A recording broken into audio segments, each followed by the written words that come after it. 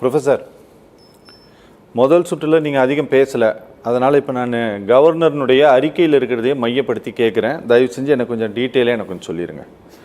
மாநில பல்கலைக்கழகங்கள் எல்லாம் தன்னிச்சையாக செயல்பட்டு ஒருத்தரோடு ஒருத்தர் தொடர்பில் இல்லாமல் செயல்படுகிறது. இது மாணவர்களுக்கு இழப்பாகவும் கல்வி வளர்ச்சிக்கு பாதகமாகவும் இருந்தது. அதனால தான் ஒவ்வொரு ஆண்டும் இந்த மாநாட்டுக்கான திட்டமிடலையே நாங்கள் பண்ணணும் அப்படிங்கிறது தான் கவர்னர் மாளிகையினுடைய ஸ்டேட்மெண்ட். ஒவ்வொரு யூனிவர்சிட்டியும் தனித்தனியாக செயல்பட்டு இருந்தாங்க. அவங்க கலந்து பேசி செயல்படலை. அதனால் ஸ்டூடெண்ட்ஸுக்கு பெரிய இழப்பாகவும் வளர்ச்சிக்கு தடையாகவும் இருந்தது அப்படின்னு சொல்கிறாரு. அது ஏதாவது ஒரு வகையில் நிஜமாது? அது எப்படி நிஜமாகும்? அது எப்படி அது நிஜம் இல்லை? இல்லை, இவங்க இப்போ பண்ணியிருக்கிறதும் சரியில்லை. கவர்னருக்கு ஒரு பவரும் கிடையாது அப்படின்னு சொல்லிட்டு எல்லாம் சீஃப் மினிஸ்டர்கிட்ட கொடுத்துட்றோம் அப்படின்னாங்கனாக்கா, இந்த சீஃப் மினிஸ்டர் தான் இப்போ நம்ம இவரை எஜுகேஷன் மினிஸ்டர், அவர் பேர் என்ன? இது பொன்முடி சில பண்ணியிருக்காங்களே, பொன்முடி சப்போர்ட் பண்ணியிருக்காங்களே. அவங்க என்ன பேசிஸில் சப்போர்ட் பண்ணுறாங்க? அதுக்கு யார் சப்போர்ட் இருக்குது? அதுக்கு யாருடைய ரூலிங் இருக்குது? ஒன்றும் கிடையாது. சும்மா அவங்க பாட்டு பண்ணுறாங்க. நம்ம அதில் ஒன்றும் நம்ம கேட்டுக்கல. அது அவங்க சௌகரியம் ஏதோ பண்ணிட்டு போகிறாங்கன்னு பேசாமல் இருக்கிறோம். நம்ம அதே மாதிரி எஜுகேஷனை விட்டுட்டு போகிறது நியாயமாக படலை எனக்கு. அது எந்த இதில் சொல்கிறீங்க? பொன்முடி இப்போ சொன்னார்ல, இந்த மாதிரி ஒரு 2 பேரை சூஸ் பண்ணுறோம், நீ வெர்டிக்கலாக போடணுமா இல்லை ஓகே, இதெல்லாம் தேவையில்லாத ஒரு சமாச்சாரம். நீங்க அவர் ஒரு அமைச்சர், அவர் தனிப்பட்ட வகையில சொன்னாரு, அவர் மேல லீகல் ஆக்ஷன் எடுக்கிறதுக்கு. ஆமா, இன்னைக்கு கட்சியினுடைய துணை பொதுச் செயலர் பதவி எடுத்தாச்சு.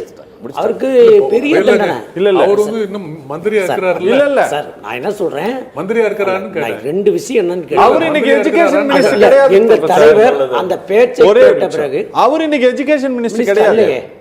எஜுகேஷன் மினிஸ்டர் வேண்டாங்க, ஏதாவது ஒரு மந்திரியா இருக்கிறாருல்ல அவரு. ஆமா, இருக்காரு. அதான் தப்பு. அவர் இன்னும் எஜுகேஷன்ல இன்டர்ஃபியர் பண்ணிட்டு இருக்கிறாருல்ல.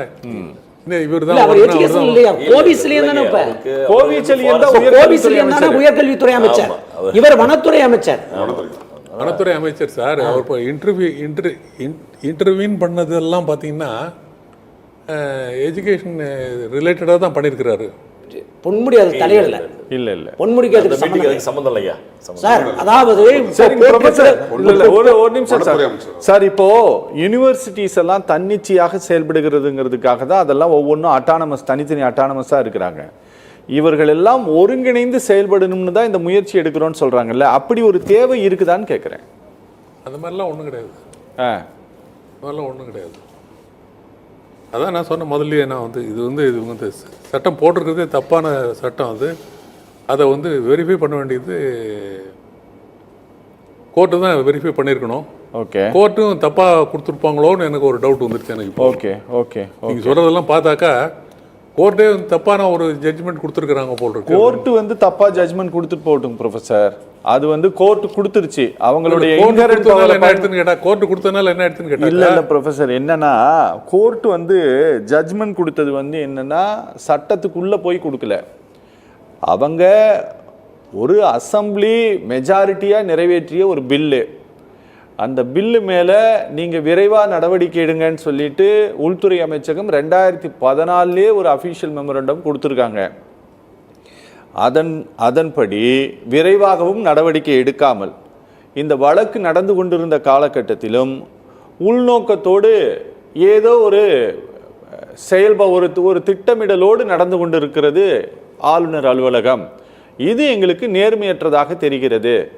அவருக்கு தனிப்பட்ட விருப்ப உரிமை அப்படிங்கிறதெல்லாம் எதுவும் கிடையாது. அவர் சட்டத்துக்கு உட்பட்டு தான் செயல்படணும். ஆனால் இந்த காலகட்டத்தில் அவர் செயல்படலை. அதனால் எங்களுக்கு வேறு வழியே இல்லாததுனால் சட்டமன்றம் நிறைவேற்றிய அந்த பில்லுக்கு நாங்கள் ஒப்புதல் கொடுக்குறோன்னு கொடுத்துருக்காங்க. அவ்வளோதான். சரியா? இது கோர்ட்டில் கொடுத்துருக்காங்க. ஆமாம், பின்ன சுப்ரீம் கோர்ட் கொடுத்துருக்காங்க.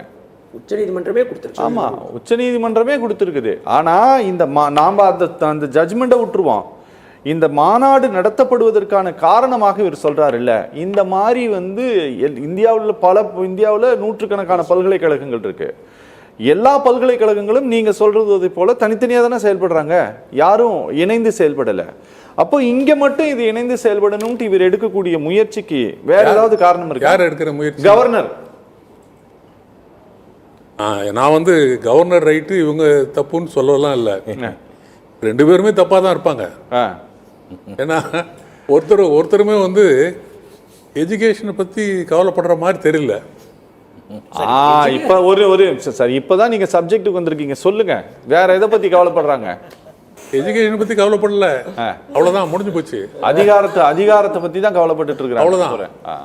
இல்லை, என்னோட பாயிண்ட் ஆஃப் வியூ வந்து இவங்க அவரை கவர்னர் இந்த மாநாடு சுப்ரீம் கோர்ட்ல போட்ட ஜட்ஜ்மெண்ட்டே தப்பு அப்படிங்கிறது உங்களோட ஸ்டாண்ட். ஆமா, ஓகே.